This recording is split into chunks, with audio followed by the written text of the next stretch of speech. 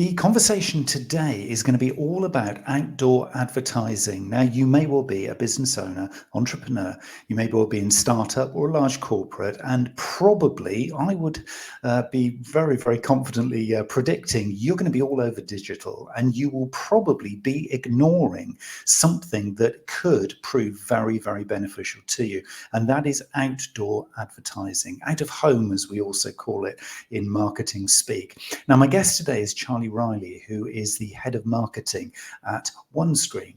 And we're going to go into some of the reasons why this is a topic that could be very timely for you to include in your marketing mix. So welcome to the show, Charlie.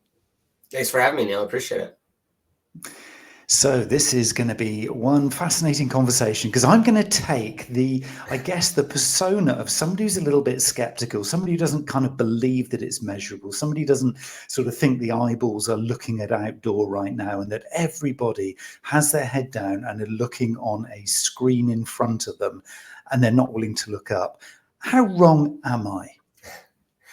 You're not wrong. And we hear this a lot, and that's okay. I think marketers have run the same playbook for the last probably dozen years. And it's probably worked to some degree. But as we're seeing, and I'm sure any performance marketer is seeing, cost per acquisition is going up. There's just, I've seen a recent report, I think Hockey Stack produced a report that over 260, I'm going to probably get the number wrong specifically, but 260 or so impressions before a buyer makes a decision or just will follow up on outreach. So that number has gone up and up. And as marketers are trying to figure out the right mix of how to educate and convince somebody to listen and take a meeting, if that being direct to consumer, a sale right away, or if it's an enterprise sale where the sales cycle's a year or two, it's hard. It's hard to break through that noise. And we're inundated with digital ads. And so what we see at OneScreen, where we develop, we plan, execute, and measure out-of-home advertising campaigns for brands across the spectrum, we've been seeing an uptick in interest around, hey, I need to be omni-channel. I need to talk to customers where they spend time, not just on their phones when they're head down, but in the real world. And so it is a channel that is a great complement to digital. We don't expect anyone to completely move their marketing budget away from digital channels. They're still effective and we use them. However, most marketers that I know don't rely on one channel, or they don't rely on one tactic or execution.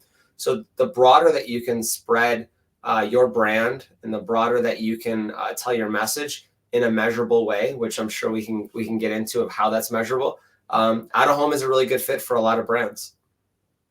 So that word omni-channel that you just mentioned there, I think for me, it's always a fascination because I think many marketers, and I'm going to be quite controversial here, and I'm going to talk to my own industry here and say many marketers have become complacent, lazy, ill-informed about where the real true value is. And I'm talking to literally my industry here and saying, I think we've been missing a trick for a long, long time. I love that word omni-channel because it doesn't necessarily, as you quite rightly say, Charlie, it doesn't necessarily mean that we have to do every single channel that's available, but we have to be a bit more selective and maybe a little more bullish about going beyond just pure digital or social media, all those really, really noisy kinds of spaces. This is really about paying attention, isn't it, to the opportunities?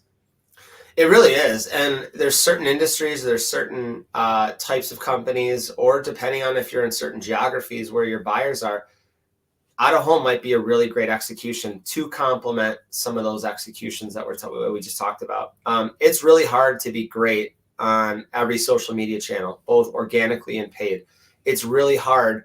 It's really hard to have the budget and the bandwidth of a team or resources to be great across every channel. And like I said, we're just inundated with email, social posts. People tune out to that to some degree. We sort of call it digital ad fatigue, where you see the same, and there's the subconscious of seeing the brand over and over again, which is important. But to bring that into the real world and complement that's really, really important. So Yeah, I do think that there are opportunities for marketers to, and I've always tried to do this, where you hide a percentage of your budget to experimentation, and you get really good at a couple channels, and you double down on those. You keep working at those, but there should be times and executions that you look at to say, let's try this and let's see if this works. Let's put a hypothesis behind this. And again, with out of home, there's some misperception there that, well, that's just, it's a bunch of billboards. We can't track that. And that's not actually true. We can actually track that. We've shown some really great results for both B2B and B2C companies. And so, yeah, it's not controversial, because I think you're spot on in the sense of marketers can't run the same playbook they've run for the last dozen or so years, and they have to try new things. It doesn't mean that you have to go all in and spend your entire budget in a brand new channel that maybe isn't proven yet. But you should always be thinking about how can we get better at this? How can we always improve? It's one of those kind of, whatever the saying is, we've always done it this way. That's not going to work for you anymore. Yeah, we're saying exactly the same thing here, Johnny, and I know we both really, really believe this. We've seen enough of this stuff for enough kind of periods of time to really know that this is this is truly happening. I'm curious, and I do want to go deep into the kind of the how and the measurability, because to me, I am a skeptic. I will be perfectly honest here with Outdoor. I am a skeptic, so I want you to kind of almost convince me that this is something I can really truly take seriously. But before we do that, I am curious actually about where possibly I might see the best value in my customer journey. So if I kind of treat customer journey as being 3 stages, I'll keep it really, really simple here at a very high level, but awareness, conversion, and retention. So I'm wondering if Outdoor actually, or out of home more generally, fits more neatly into one of those 3. Is it best for creating awareness at the front end of the journey with potentially new prospects? Is it good at the retention stage to kind of get my prospect over the line and actually convert into a customer? Or is it going to work, or does it work at all actually in the retention stage, where it's an existing customer and I'm looking to kind of upsell, cross-sell, or get another sale from them? Is there almost a sweet spot there? The magic answer that we all love is it depends. And I guess the good answer is that each of those use cases are great executions for out of home. So from an awareness standpoint, that's a really great execution, an always on brand campaign for B2B and for B2C. And if you think about paid search, or if you think about paid social, marketers don't just turn those on and off every week. So it's the same thing for out of home. What we do is we work with a client, we help, we grab we work with them to look at where their current customers live. Or spend their time, where their prospects and their lookalikes spend their time. And we can build a plan to say, here's where your audience spends time in the real world. And so from an acquisition standpoint, out of home is a great place and a great execution to bring brand awareness to the types of audience that you want to talk to, where they spend their time driving their kids to practice, driving to work, going to the grocery store, shopping. So that's a great, just overall, like top of funnel brand execution campaign. From a conversion standpoint, we actually, out of home is a great fit for ABM campaigns in B2B. And a marketer might say, how does a billboard fit into ABM? Well, back to that thought process around, if you're a marketer, you really don't know where to start with out of home. That's why you work with someone like us, because this is all we focus in on. So again, we'll work with a brand. We'll say, tell us about your customers. Who are they? What's your top prospect list? We can map that out. We use 30 some data sources to be able to say, here's where the executives live. Here's where they drive to work. Here are the paths that they may take. All publicly available knowledge. And we build a campaign around that to highlight your brand in front of them using a wide range of channels. That might be billboards. That might be mobile trucks parked outside of their headquarters with a specific message directly to them. And when you ask about conversion, like, yes, that actually stands out quite a bit when the CEO is walking into the building every day and saying, hey, why is this ad specifically talking to us? Like that, those eyeballs, they stand out, and that usually gets someone to give a phone call back. And then from the retention standpoint, we've seen some really great executions with customers who use out of home as a customer appreciation tactic or campaign. So we've seen some really great examples where they'll highlight their best customers and they'll show them in the regions that those customers spend time. And so there's just a couple of different executions there. But the beauty of out of home is that it gives a wide range of executions, use cases, formats, to be able to do both all the way from top of funnel awareness to conversion to retention. Now I'm starting to get it, because I think, I naively would have thought, and I'm sure a lot of people listening to this, well, maybe a few people listening to this, but the world in general would imagine, I'm sure, that there's a huge amount of wastage because maybe 90% of the people driving past a billboard or some kind of outdoor promotion, if we just call it that in its broadest sense, would not be the target audience. But now I'm starting to get this, because if you've done the background research, it's almost like that wastage really doesn't matter. That's not what you're focused on. You're focused on that 5% who are the target audience. And because you've tracked them, where they live, as you say, where they're taking the kids to school or where they work, it is that lifestyle thing. This is real tight customer persona profiling, isn't it? So their lifestyle, their life kind of journey, and then you're dovetailing your offer in with that. This is far more targeted than I would have expected. Yeah, it's very much so a targeted execution, and that's why the secret sauce, or the kind of the value prop that we offer, is that we do work. We help find the right places to put billboards, trucks, street teams, transit ads, whatever that mix might be. We're going to do the work to help identify, to say, based on what your goals are, and it's not just to sell them a billboard campaign. It's what are your overarching higher level marketing goals? Because we can help achieve that in certain executions. So it is a lot of research and work to be able to find where that core audience, where they spend time, and can we deliver enough impressions to them so that it is worthwhile? Because there have been times where we've told customers, based on the availability, based on the time that you want to run this, it might not be the best execution now, but let's plan for that in the future. So yes, it is very much targeted, and it's one of those things where it's one of those executions that it can get in front of the right audience when it's done properly and not just haphazardly. Yeah, and I guess this is what I'm really loving about the sound of this is, again, if this was a new channel for me, I'm looking to do omni-channel in the truest sense of the word, and I'm thinking I need to capture all of the channels to be able to say I'm doing omni-channel, or at least consider them. To have this there almost as a checklist of just doing good marketing promotion, which is, you've got to understand the audience, you've got to understand where they individually are in the journey, you've got to understand their lifestyle. This is just good marketing practice, isn't it, really? Both B2B and B2C. It really is. And the wider that the customer, or the audience, their product sells to. So we work with B2C financial services brands.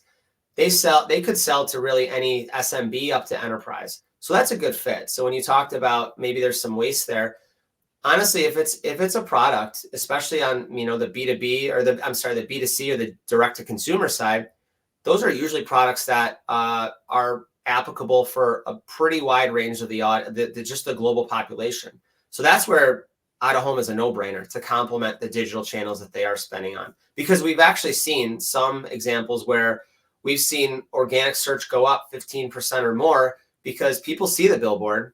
They're obviously not going to maybe, scan a QR code driving by one right away. But as soon as they get back to their office, their home, they're Googling that brand, and it's a direct search for that brand. And so we've seen uptick there. So yeah, if they sell a product, or if they're in a geography that's very highly populated around maybe an industry, out of home is a great execution for that, because we can get in front of those eyeballs. We can target specifically to who they want to talk to, and then we can do the measurement to help them see, actually, this is who you wanted to try to talk to, and these were the people that were exposed to those ads. So you have the credibility around, no, we know who saw those ads, and then you can do retargeting after that works within what we do in our platform. So yeah, it really is a great execution to complement the other marketing channels that marketers are probably already are taking advantage of. So I think we've hit this point now where we've got to ask this $1,000,000 question, which is, how the heck do you measure this? So, you're talking there retargeting. Now, to retarget something, just by definition, you've got to know where you're targeting. Again, if this is retargeting, it's got to be really precise. Otherwise, it's not really retargeting. So how do you know, again, without giving away lots of commercial secrets that are under the hood for you, how do you do this stuff? Because this sounds really difficult and complicated. It's technical for sure, but there's a couple ways that we do measurement. So it really, again, goes back to the idea of what the execution is. A lot of companies will work with us on conferences or sponsorships at a conference. We can geofence a location. And so we can understand if they're doing a mobile truck outside, if they are doing an airport, they're wrapping the baggage claims as we know the airlines that people would be coming in from for that conference. We can show branding there before and after the show. We can also do billboards on the way in. So we can geofence locations. Everyone that has a mobile phone, there's a thing called a mobile ID attached to that. It's anonymous data, so we don't know the actual person whose phone that is, but there's enough characteristics and demographics that each of us share within the terms and conditions that from the apps that we download and such. There's enough of a demographic profile that we can say, we know that you fit within an age range. We know that maybe your title is you are a marketer that we want to talk to. So that's one way, by geofencing a location. And then we use those mobile IDs to be able to retarget. We can provide that list of mobile IDs, anonymous data, to that advertiser, and they can either retarget themselves, or we actually can execute retargeting for them specifically to that audience that they see. If it's a different type of campaign, we'll cookie their website. So if it's a landing page and if it's a D2C brand and they're trying to drive direct sales, we'll cookie that page, and we can then identify, based on those mobile IDs, who was exposed to each of those ads. Because what we do is we geofence what's called a view shed. So a region around each execution of, it's a billboard, it's a transit ad, whatever that might be, we will geofence around there so we can see who in proximity was exposed to that ad based on their mobile ID. And then we can track that back to the cookied landing page and see if they went all the way through to conversion. So that's one way to do it. We can also do control groups. So if we do a multi-month, multi-city campaign for a brand, we will do a control group of those who were not exposed to the ads versus those who were exposed to the ads. And then we can show a brand lift or a conversion lift, depending on what their goals are. So we can show a lift to say, these many people that saw your ad actually went to this page, they bought online, they downloaded a white paper, whatever the goal might be for them, but we can show that lift for them. And then one other way we'll do that is through measurement is we can do brand recall studies. So we can do pre and then post studies to show, do you remember this ad? Did you see this ad? Were you exposed to this? What did it say? What was the goal of that? And then we can show either pre-exposure to that and then post afterward to say, yeah, they actually saw that, and that message over the 2-month flight helped convince them to say, I had intent to buy, or I actually did go buy that whatever that item might be. So there's a couple ways that we can measure. A lot of it comes down to that mobile ID attached to each person's mobile phone. But it's really interesting, and it's really helpful for marketers who are trying to sell to the CFO, to the CEO around using out of home as a new channel. They might think, well, how do you measure that? Well, actually we can. And we like to measure every other channel where we're used to doing that. It's done in a very similar way. Wow. And I think I'm saying the word wow, not as a little throwaway. Wow, that's interesting. I'm saying, wow, that is actually quite profound.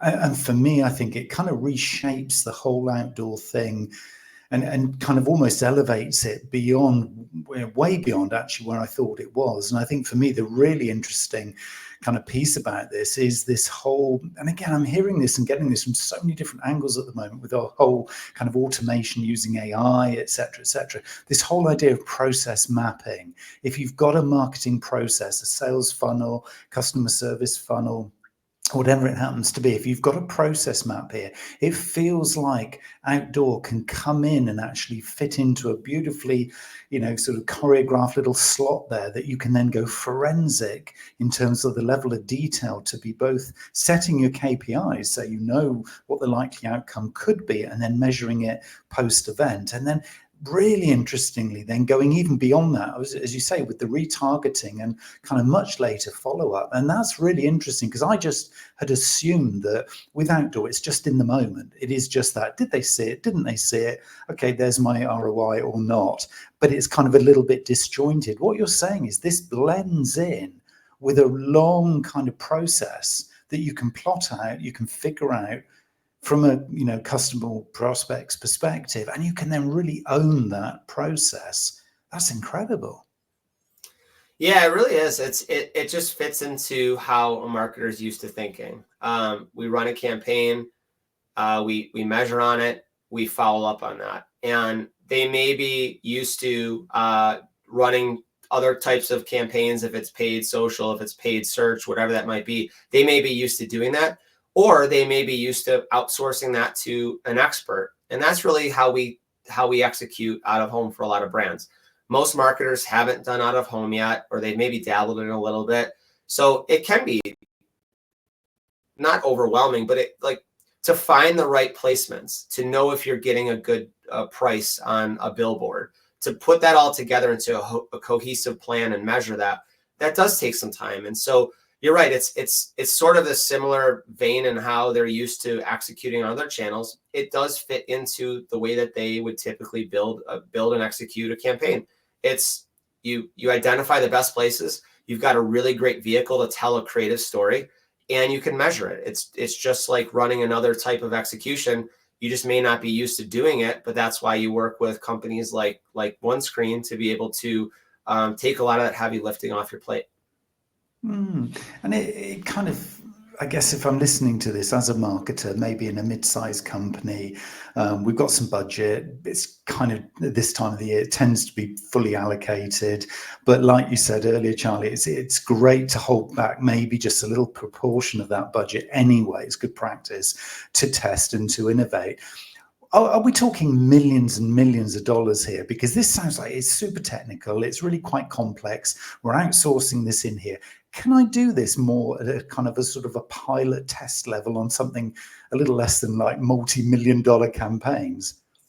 Yeah, and that's probably where, and again, the answer is it depends. But the perception might be, you see big Fortune 500 brands that are doing out of home. You might see, your local regional law firms.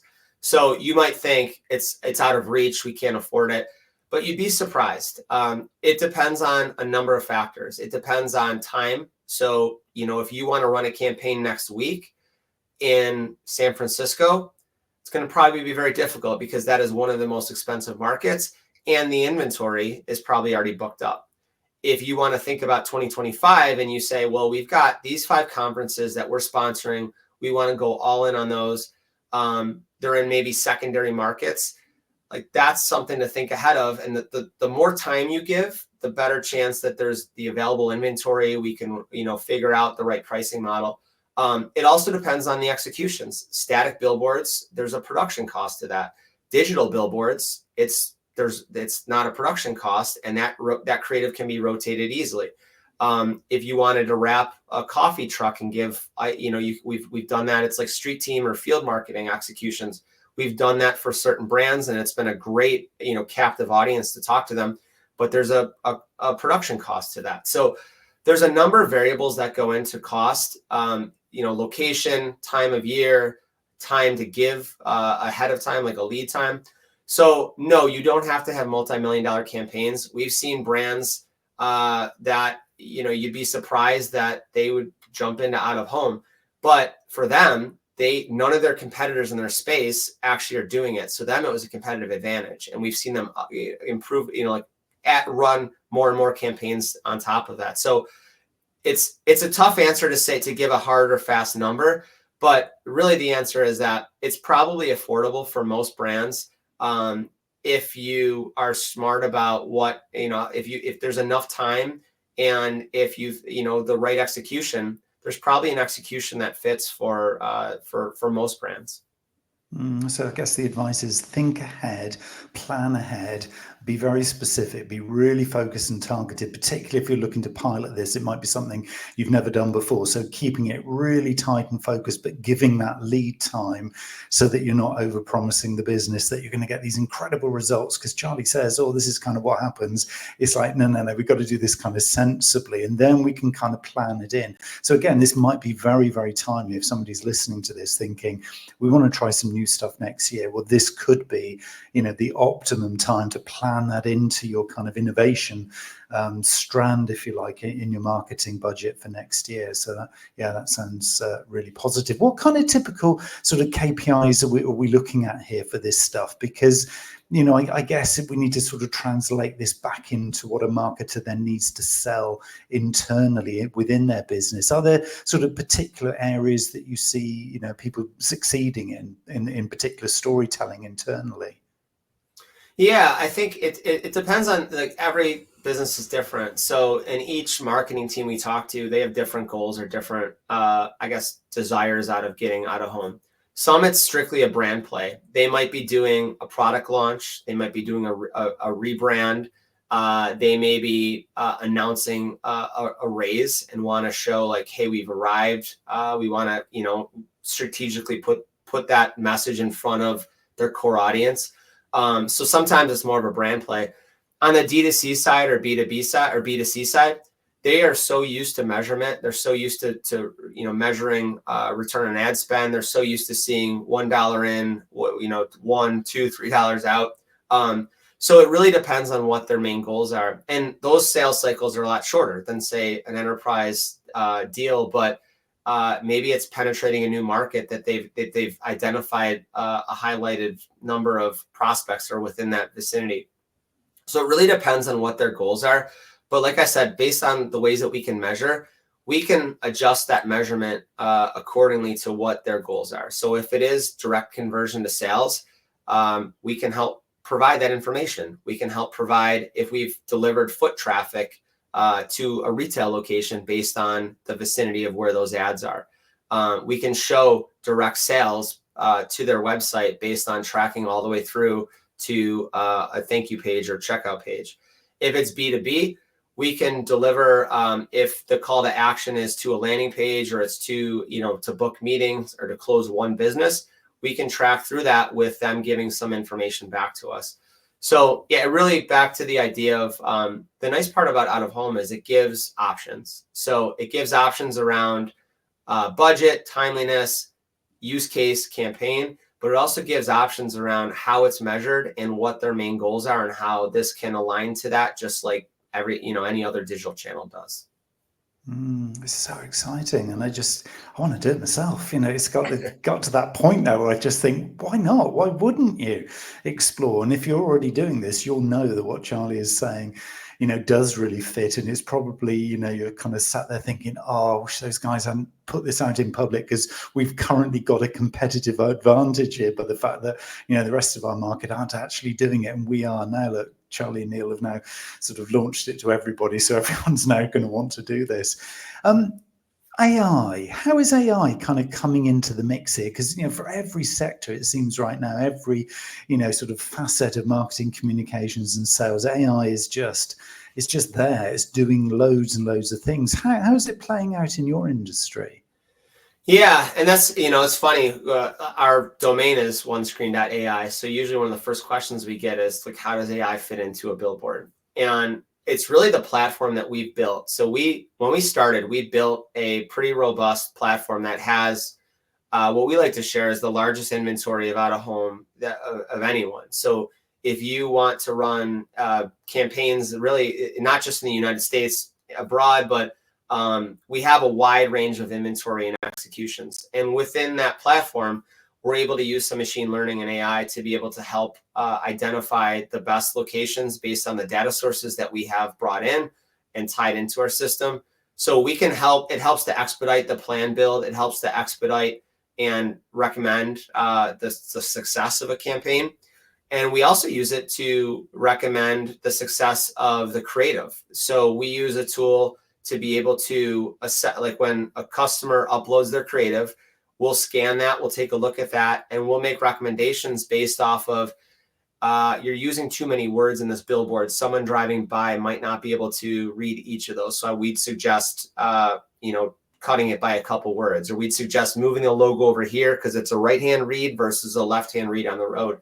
And we've seen, I want to say around 30% of our customers have made creative changes based on those recommendations, because we're trying to make sure that not only are we buying and placing the right billboards or ads or transit ads, whatever that might be, in the right spots for people to see them and absorb them, but also we have to make sure that the creative message gets through as well. And so we're making recommendations based on the location and the time of year, but also we're going to help use AI to give them a suggestion around how do you make sure that message sticks. So that's been really innovative to see the recommendations that come out of that to help a brand make sure that they're not wasting that buy with messaging that might not hit with their audience.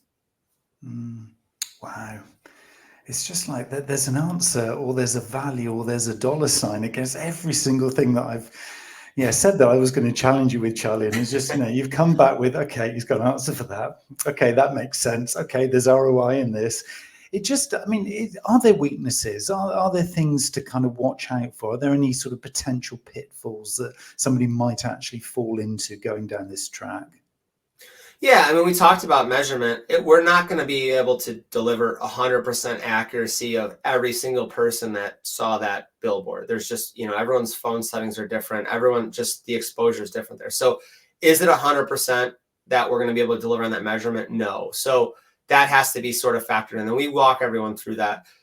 So that's something to think about. Now, again, it really comes down to what your main goals are. And if, you're expecting to be able to run a national campaign for 4 months in the top 10 major markets, that is going to cost us, a good amount of money. Now, obviously, there's a reason for that. Like the exposure you would get is probably going to be incredible, but that is something where we work with every brand to say, what are your main goals? Have you done out of home? We can come up with some ideas. We usually iterate back and forth on campaign plans or executions. We'll make recommendations like, here's where, best case scenario if you really wanted to be in this market. But we also found a high concentration of your audience in these two markets, and you can run a campaign for twice as long. And so I think maybe one of the pitfalls for someone trying to get in and out of home is if they just went direct and started to try to do it themselves, they may not have the background to understand, we want to be in San Francisco, but the inventory we get by going direct to maybe one of the vendors is going to be limited because they're only going to sell you their inventory. Or you didn't give it enough planning time, so you're getting maybe secondary inventory where we wouldn't recommend doing that. And so I think there's just, if you've never done out of home before, there's maybe some questions you might not know what to ask about. And that's where, again, working with someone like us or others in the industry, that this is what we do. We help you kind of navigate those pitfalls or those maybe potential barriers there to say, ideally we are going to deliver the most effective campaign for you based on your budget, your expectations, your timing, and put you in the best position to succeed where, there's other ways to go about doing it, but you may not get the measurement that you might be working with a regional ad agency who probably do a really good job. They may not have the measurement capabilities that a company like ours does. Or you might, like I say, go directly to one of the major vendors that you see that owns all the inventory. However, you're going to get limited exposure to the inventory that they own, and maybe not the wide range of all the vendors that we work with. So, I think it's like any channel. There's good and bad pieces to it. I think we definitely think that the pros outweigh the cons with taking out of home and complementing that with digital campaigns. But going into it yourself, it might be time consuming and you may not get the most effective plan. So let's connect people. Let's give them that next step in the journey. I think we've sold this really effectively, Charlie, and you certainly sold it to me. So I'm up for this now. So is it OneScreen.ai? Is that their next step? It is, yeah. If anyone's interested, take a look at OneScreen.ai. We'd be happy to. We build out. We'll work with anyone and build out a free plan to say, hey, what are your goals? Tell us, give us some input, and we can create some executions and show you what a good out of home plan could look like for your brand. So yeah, visit OneScreen.ai. We'd be happy to talk about any questions you might have about, would this fit for our industry? Where would you recommend we would do some campaigns? We love to talk to brands across the spectrum, B2B, B2C, D2C, to say, here's where we'd make some recommendations. We could come up with or if they're already doing out of home and they want an audit for free, we'll take a look at what their spend is.